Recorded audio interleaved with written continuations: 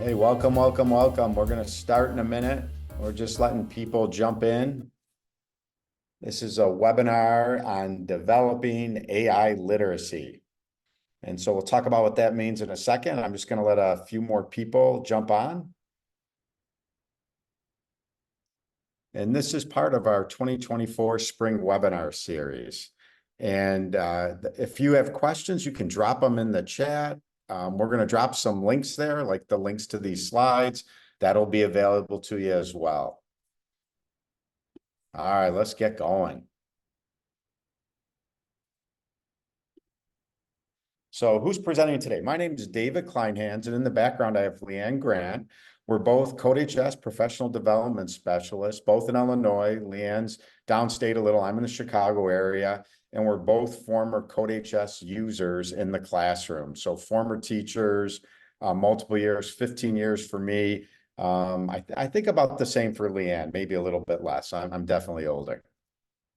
All right. So if you have questions, you can put them in the Q&A or just drop them in the chat. We have a small enough group. We don't have to run it like our big webinar for the virtual teacher conference. Just go ahead and drop them in the chat. And you don't need this to participate today, but if you're new to CodeHS, you can have a free account. This is how I started with CodeHS. I used curriculum for free for a year, a web platform. I couldn't believe they were giving it away. And all you have to do is go to codehs.com and sign up. And what is CodeHS?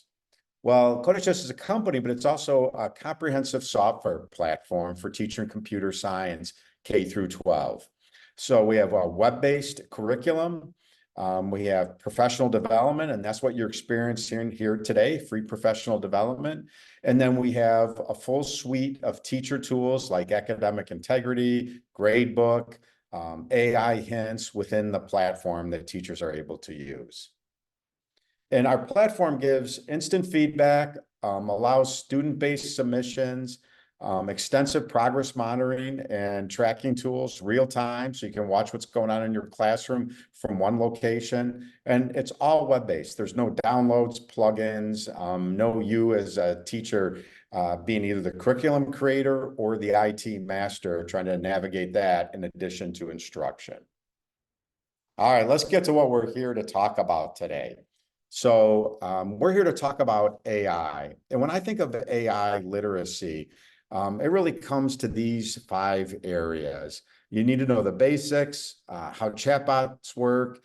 I have some effective uses. I'm going to enroll you in a workshop section so you can see what other CS teachers are doing, where AI is embedded in apps, and some of the challenges. And each of these subjects is an hour plus in and of itself. So today's a sampling.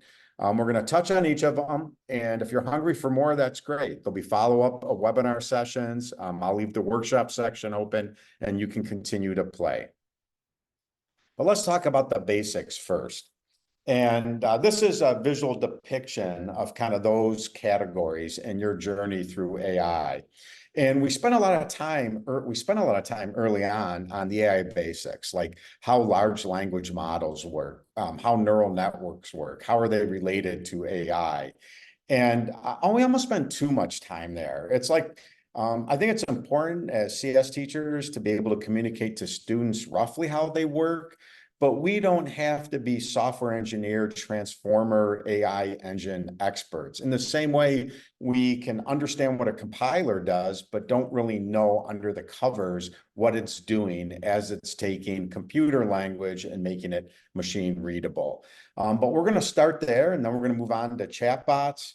And then I'm going to go through some specific examples where we use CodeHS for differentiated instruction, creating content, and code review.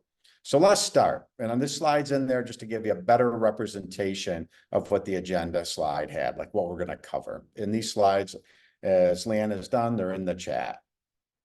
So focusing on the basics first. All right. So, what is AI? Well, if we're going to work with the bot, let's ask it. And so if I ask ChatGPT, hey, what's a ChatGPT? It comes back maybe with a little sass, says, ChatGPT, dear sir, is a rather sophisticated concoction, a model of our AI developed by OpenAI, the company designed to simulate human-like conversation. And then I can ask it in an iterative way, hey, can you provide a simpler answer, a more simple answer? And it says, yeah, here's what it is. It's an AI that can chat with users, answering questions and providing information in a conversational style.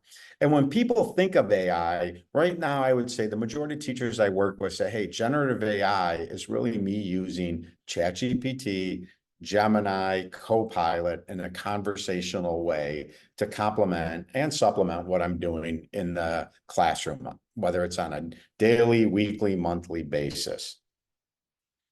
And then you can ask it, well, how do you work? How does ChatGPT work? And it says, hey, I analyze text and provide this text, and that I analyze the text you provide and using it. It's extensive training on a vast database from the internet. So, and I could ask for more, and that's just a little snippet of the response. But really, what AI is the ability to use a large language model to help you answer questions, translate text, format responses in a specified output. And so ChatGPT is right here. It takes terabytes of data. It's a very expensive process using 6,000 GPUs the last time, the 3.5 ChatGPT LLM was created. And that's a weeks-long process to actually look at textual data and then map it and convert it through a transformer engine to math, to a bunch of floating point numbers that represent the relationships of words or parts of words called tokens and their relative to position to one another. Now, I don't know that students need to know all that, or teachers do, but that's the underlayment for AI. And sometimes things are expressed better visually. So I asked this AI bot, I said, can you generate a picture to show how you work? And that's on the left. And it's trying to illustrate, it's kind of a creative illustration. It has all these different inputs going in, and it has these different layers, and those are lenses and how it's going to look at inputs. So we have students, and this is the time of year students are doing their college declaration days and talking about where they're going to school. And when they apply to universities, those universities take inputs. They take their GPA, they take their core schedule, they take their activities, they take their work, their service in the community. Those different lenses and how they look at a student are represented by the layers in the picture. And the inputs are the very specific things that come in, numerical or text. And then what comes out is what comes out of that very bright blue area in the center, which is the response to us. But that's a lot for, I think, students and maybe CS teachers to digest when they communicate to students. So when I teach, what AI is and how it works and the importance of large amounts of data, looking at things through multiple apertures, I love Google's Teachable Machine. So I have this link here. I'm just going to do a quick demo of it. You can have the slides. You can navigate it to later. But I have uploaded some images. And so I've uploaded various images of squirrels. I've uploaded various images of foxes, and then done the same for dogs. And then I've disabled the dogs. And this is a machine learning component of AI. So by looking at those images, I can train a model, and that model then should be able to pulse new images against the training data that I've included. And so when I do that with the squirrel and fox, I uploaded Carol as my image today. It said, oh, I'm pretty sure that thing's a squirrel. Maybe there's a small percentage it's a fox, but I'm pretty sure it's a squirrel. Well, let's turn on and enable the dog class and retrain the model. And so it tells me, don't navigate away from the screen. And when it first comes back, you say, what happened to Carol? It's showing Dave. It's showing, David Kleinhans. Well, there's a webcam option and it's a little in Teachable Machine. That's the default. It comes on. And so it's saying, hey, I'm kind of squirrely or foxy, depending on how I tilt my head. So it's evaluating me. But let's go and grab the file again, which is Carol the dog. And now because I've uploaded some dog images, it's saying, I think you're slightly more of a dog than you are a squirrel, and you're definitely not a fox based on what I see. And then I say to students, okay, so, we've just given some additional data and we feel we know that Carol's a dog. How could we improve this AI machine learning model? And what students come up with is they say, well, you need more pictures of dogs, squirrels, and foxes. And you need more different picture types. You can't just have real images and present a cartoon. Why don't you put some cartoon images there? And so I can go here and keep uploading images, retraining my model, and get closer. And the students seem to know that intuitively because that's how we make decisions. And so I think it's a great way to explain how AI works is it's based on the experience that we've been provided, and AI tools like ChatGPT will generate answers based on the data that we use to build those models. So AI basics, a brief snippet. There's a lot more we can do here, but I think that can be a great start and a tool you can use. And then I've included a glossary here because I've just went out and thrown a bunch of jargon around, and it's, I think, just good. And I'm not going to go over in detail, but it's more for you to look at later and explain to students or other teachers that you work with, what these terms mean. All right, let's look at chatbots now. We were looking at a chatbot before, but let's go a little deeper. All right. And so I'm always surprised. I was at, Leanne and I were at a conference Friday with about 500 teachers, and we asked how many had used a chatbot yet. And the majority of the answers, it was almost 80% said, hey, I've kind of logged in, looked, but I really haven't done much yet. And so we need a little education on the best way to chat and provide some context here. And an AI chat is really just an interactive session or an exchange that's iterative, back and forth, with a front end to the large language model that's built. And that front end is the chatbot. And here's an example of ChatGPT. There's multiple chatbots. I have Olive, Ajar. Those are ones I've built, and those chatbots, Ajar, will actually take a photo, and I can age my friends by 20 years. And it doesn't work perfectly. It added hair to one of my friends who is completely bald, and it, but it's fun. You can kind of create your own. Olive AI was a friend who does marketing, and that's the name of his company. But ChatGPT is the default up top there. And I'm using ChatGPT 4, which is a paid version, but I'm going to turn it on. I'll toggle over to it here. For what we're going to do here, I'm going to use 3.5, which is the free version, which everybody can use today.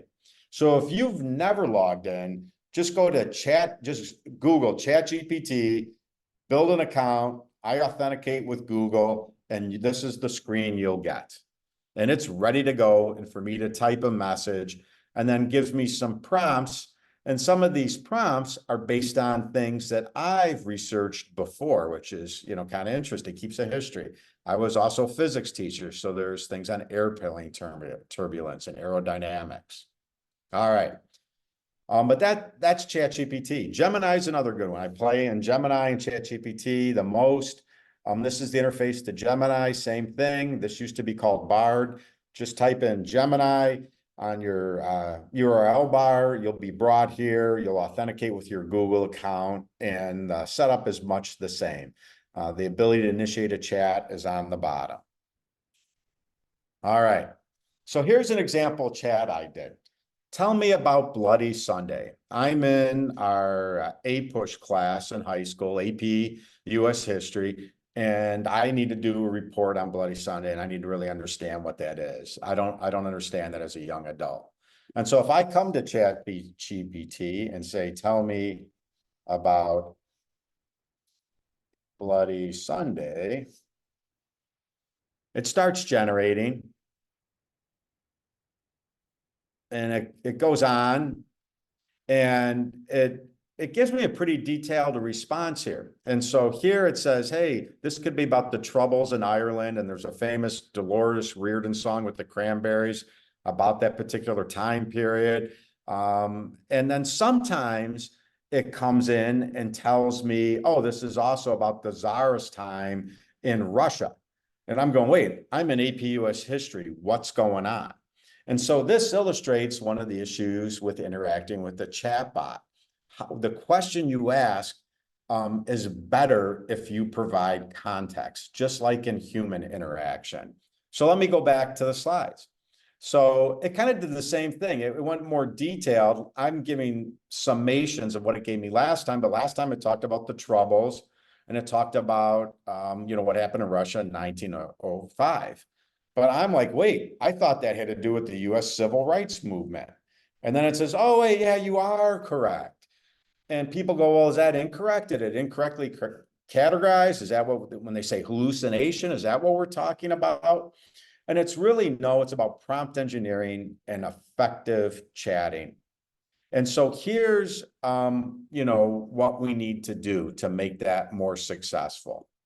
And so I'll go ahead and do the same thing that I did on the slide. I'll say, I thought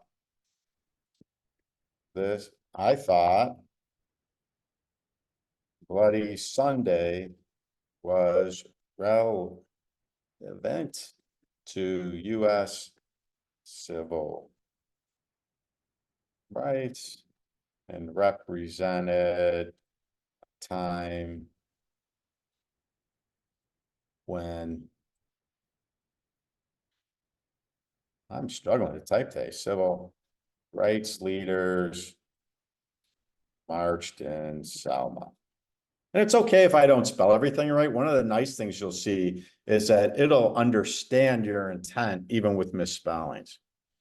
And then it comes back and it says, oh, I see what you mean. You're right. That's when John Lewis, Hosea Williams, organized a march, and here's what happened. And so now, so what do you need to know for prompt engineering? I tell people there's 5 skills. And again, I said that's a whole another hour module. But I'll tell you my 2 favorite skills for prompt engineering that will make you successful. One is to seed the AI bot as a personality. So I can start a new chat where it doesn't reference what I'm talking about with Bloody Sunday over on the left. And I'll say, let's begin a dialogue. Please act as Dr. Martin Luther King in the time of the US civil rights era. Answer all questions with historical accuracy and reverence. So what I'm doing is I'm telling before I hit hit return or hit the send message button over here, I'm saying to ChatGPT, I want you to act as that person when we interact. And so ChatGPT then will look at the information it has in its large language model around Dr. Martin Luther King, around the US civil rights area, and answer questions as if they are that person, with my instruction being accurate and reverent. And then I can also say, answer as if audience is high school students. So the language and the context is pertinent to them. I'll hit send, and it says, great. And so now I'll say, tell me about Bloody Sunday. And so now that my number 1 tip is to seed the chatbot with the personality, it does it. And my number 2 tip is Be specific. General questions like tell me about Bloody Sunday aren't great unless you've been specific and said who the audience is, who the bot is supposed to be, put them in the time frame of when they're supposed to answer the questions, and give them some personality traits. Reverence, in this case, historical accuracy. It could be, if it was Winston Churchill, I could say, give me some British humor and flair in your answers.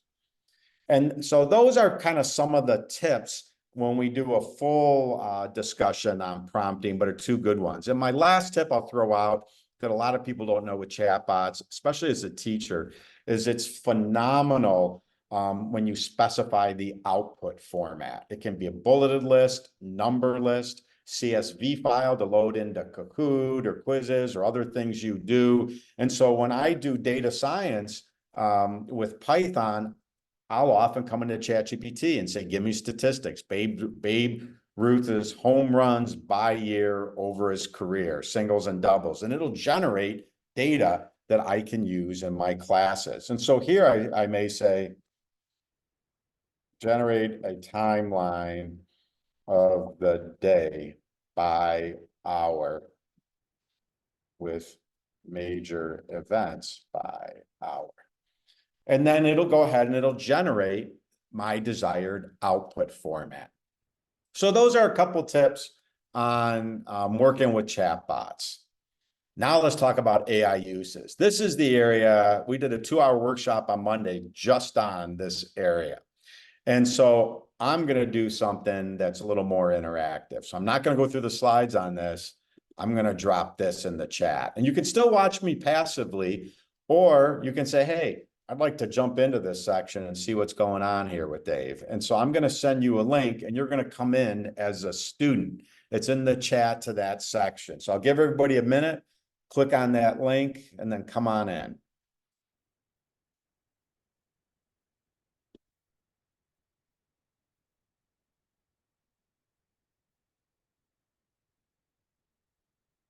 All right.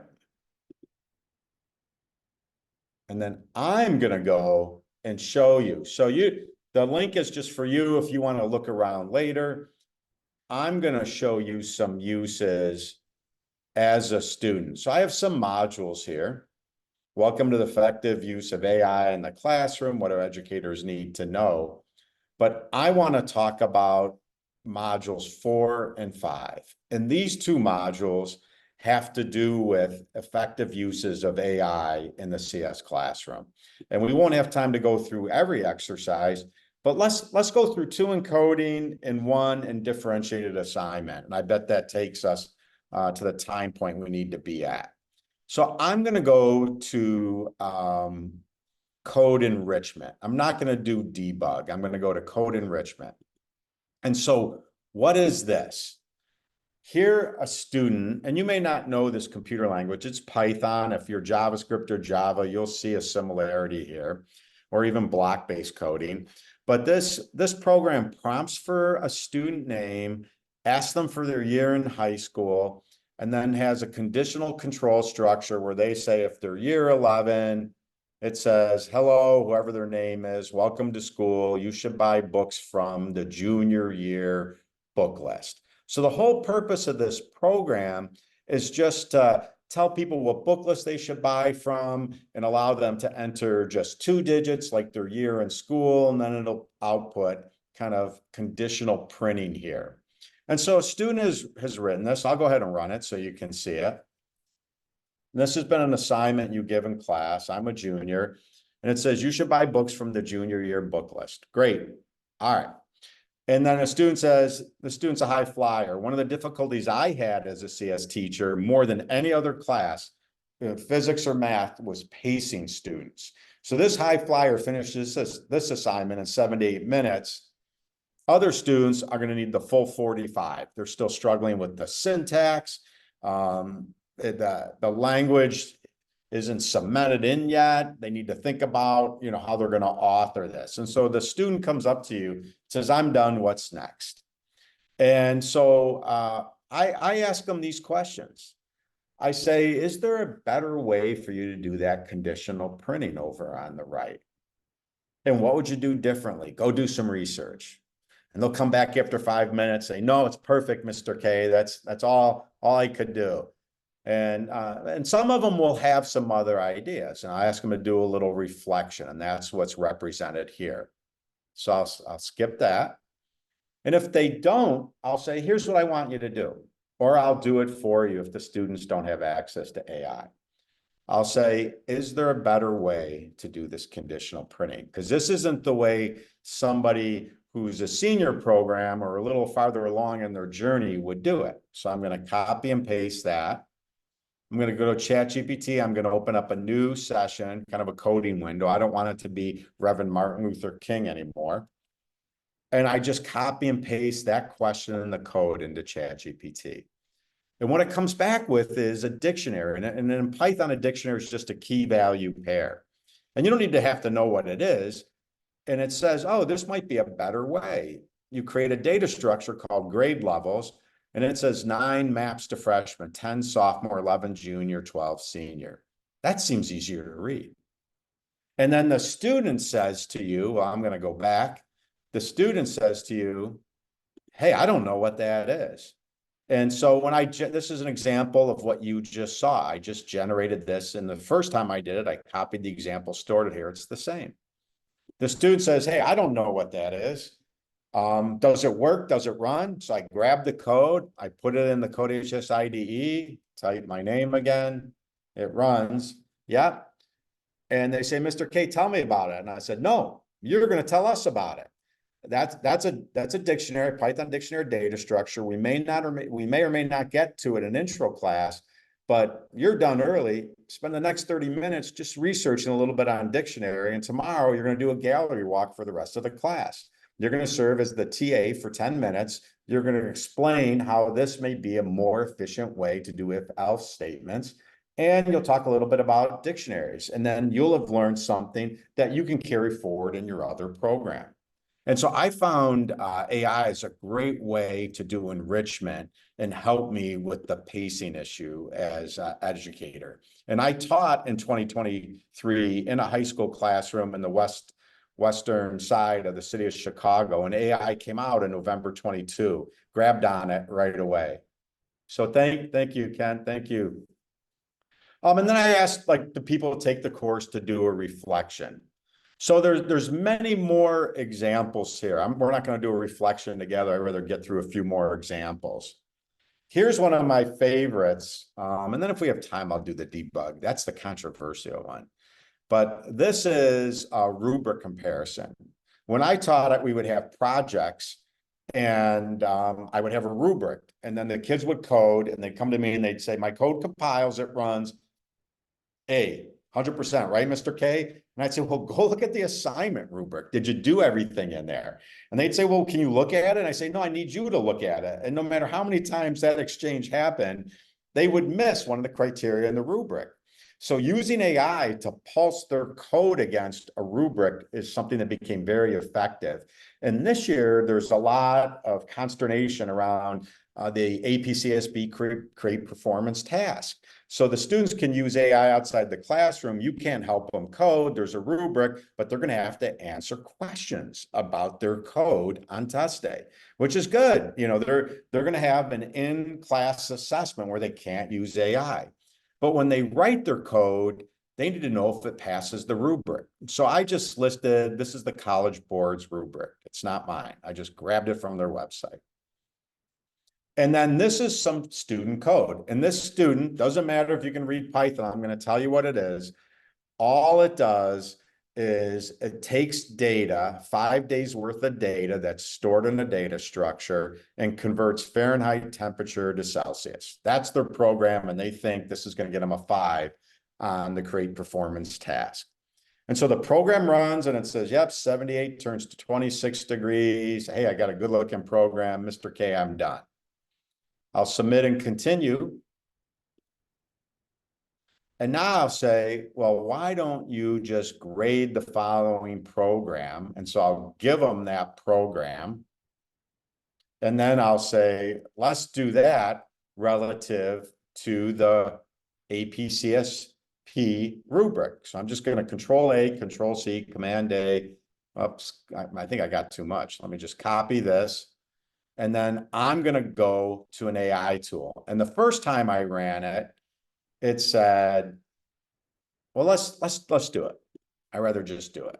I won't show you what happened. Let's do it. So I've just pasted in that code. Let me see if I grabbed it. Oh, I got some extra stuff at the top with my name. We don't need that. So I said, consider what grade you'd give the student on a scale of 1 to 5. And now I say, copy the prompt below. So I'll get rid of that. It says, grade the following program relative to the rubric. So here's the program. There's the rubric. Now I'm just going to send it off and we'll see what it does. Right away, it says, hey, you get 5 out of 6. Now, AP should be out of 5. I could ask it, please score this out of 5 points. But the more important thing is what it came back with. It said criteria 1. This program does not meet the criteria because it doesn't have an input. The student's supposed to request a prompt from the user.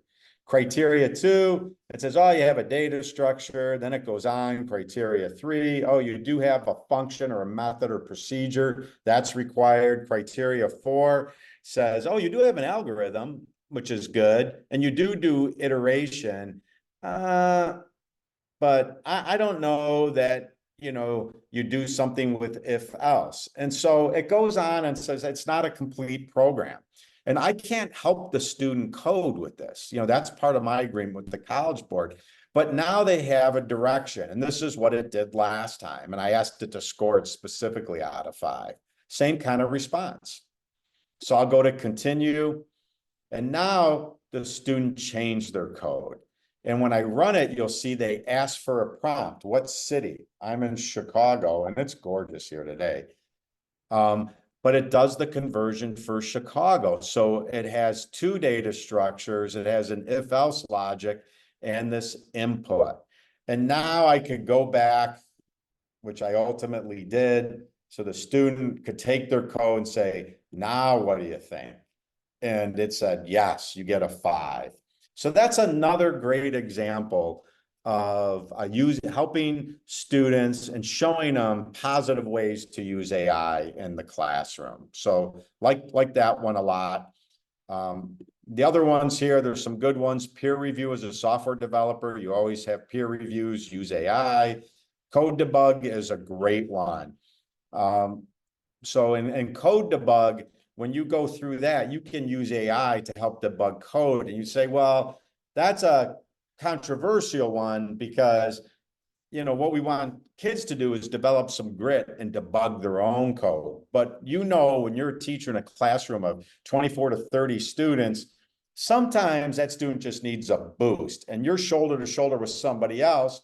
And if you allow them or you take their code through AI and it says, oh, you had a bad HTML tag here. Oh, you missed a small brace in Java, or there's a small thing here. That's a great way to help. So go look at some of these other ones on your own time. All right. And I'll show one more. Leanne's telling me, Dave, you have 10 minutes left. This guy has some verbal energy, is what she's saying. All right. So let me go back to the webinar section and I'll do one more of effective use. I think this is the most important area. And so I'll go to assignments, differentiated. I struggled all the time as a teacher with alternate assignments. You test quizzes, programs, you give one period, 5 periods, 6 kids have it. I want to have multiple versions. AI is awesome for that. So we looked at some code. I'll stop that. We'll look at quizzes or assessments because we can apply this to any setting. So I'm going to open up and I'm just going to say, hey, let's ask AI to create a 5-question quiz on using the modulus operator in Python. And I don't know if it's the word or the symbol, the percent symbol, but students get confused by this operator. And all it is that you divide 2 numbers and it takes the remainder. And so I would say, okay, let's create a quiz. We need to do a little assessment for grade or not, but to help the students understand this. It generates a great quiz. Now, this quiz looks a little light to me. I feel my kids are beyond this. So I can say, can you have more questions with code and modulus? And so I'm saying those questions look a little light. I'd like to see a few code snippets. Oh, there's one. That's good. Oh, there's another one. That's good. So that's a little more like AP or certification testing. And now I can say, okay, great. That quiz looks more like what I'd like to see. I have an answer key. I'll say create 3 versions of this quiz at the same level and add 1 version at a higher degree of difficulty. And that's for my honors students. Boom. And so then it's off and running and creating those quizzes. So go, if you're in the workshop section, take a minute, look through some of those other activities. I just presented 3 here. So I'm going to jump down on the slides. I'm going to skip a bunch since the slides here are for reference. And I'm going to talk about now the next area. So we've done basics, chatbots, uses. How about the last 2, AI and apps and AI challenges? So AI and apps. Their AI is embedded in many apps. And so I asked AI to tell me what are the most popular apps that utilize AI. And it comes and says, hey, look at Google Maps for route optimization, Spotify to curate and recommend playlists and radio channels. And it goes on and on. So some people probably already know this. They go, oh, how does Siri know this? Or how does Amazon Shopping know this about me? And then I like to have some apps that the students can play with. And so I'm going to go back to the course. If you're in the course section, if you go to one of the earlier modules, existing AI in action, I have a few simple apps that students can use.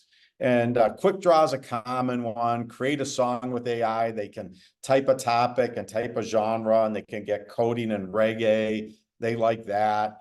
Quick Draw is kind of a very common one. I'll just open this up in a different browser window. And it's going to have AI try to recognize. It says draw Blackberry. Okay, I'm terrible at art. And so I just try drawing a blackberry. I see mountain, or shrub, or cloud, or snowflake. I see pond.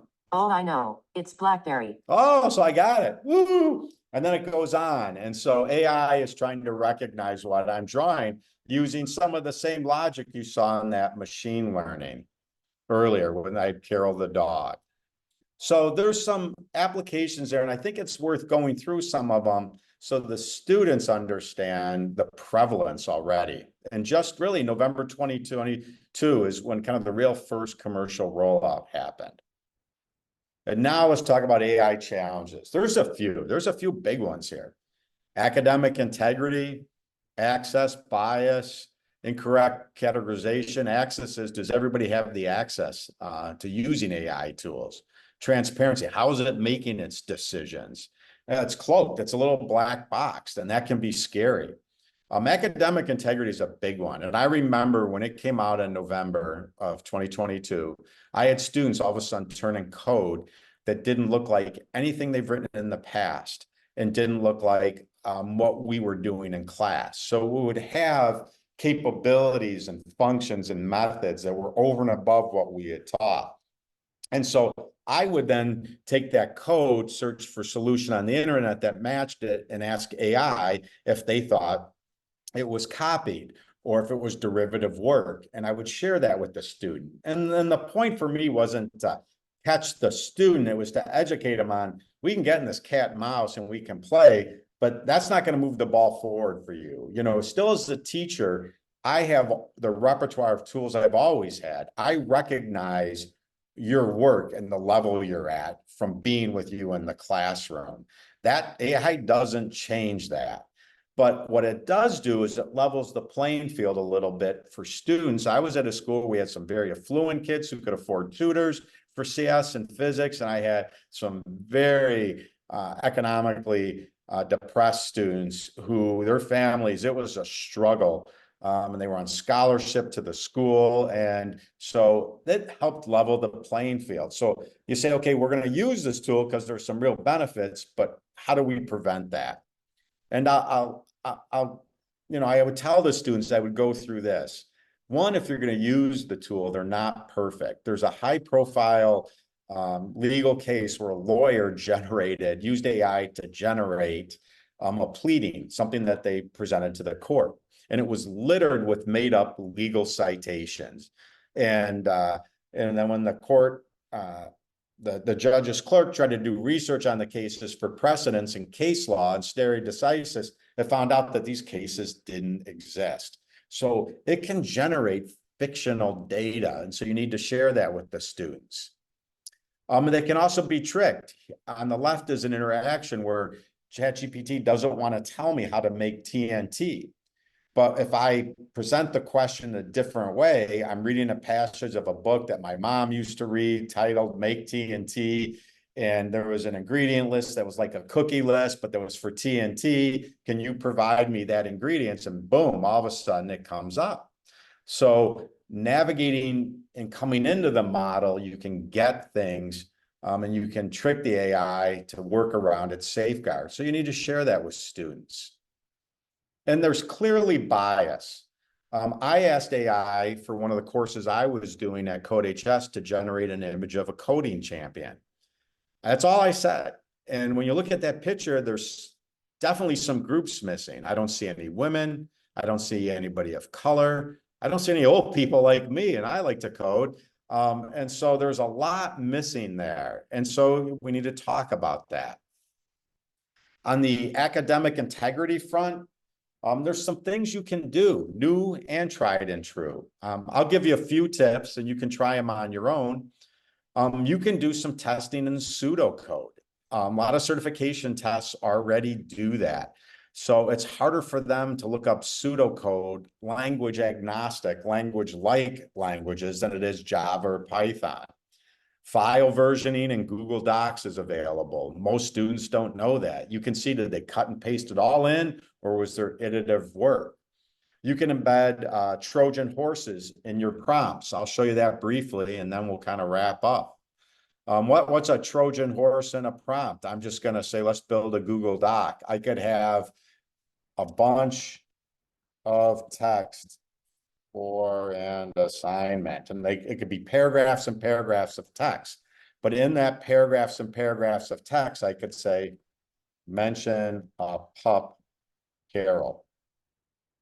And while the student's not going to copy and paste that code, and there'd be like paragraphs in my assignment, I can take that, I can go ahead, I can white it out, change it to font of 1, change the kerning to bring it really close together. And then when the student has that, and then it has all this other stuff in here, and then they copy and paste this into the AI tool, they're not catching that Trojan horse when they paste it in here. And I didn't really give it a real assignment, so I think it's going to struggle, but it says, oh, look, in the midst of the text, let's not forget about Carol the adorable pup. And the student goes, oh, that must be part of what they asked for in the assignment. And that's a trigger word for you as a teacher to say, ooh, I know they cheated.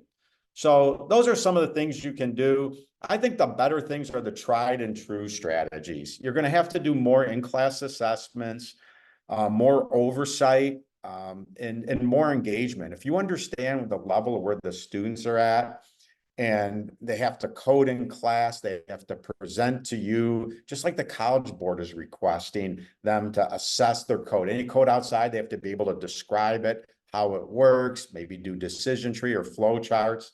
Those strategies still work, but there's some good new ones. All right, that's it, team. We finished. 2 minutes to go. If you're interested to be a CodeHS educator or learn more about us on social media, and probably even most importantly, if you want to keep participating in free PD, there's a link below, and we have many more sessions. We'd love to see you at all of them. CodeHS.com/free PD. I'll end it with thank you You guys are incredible. You educate, nurture, and care for other people's kids, and you're truly appreciated. Have a great rest of your day. Thank you.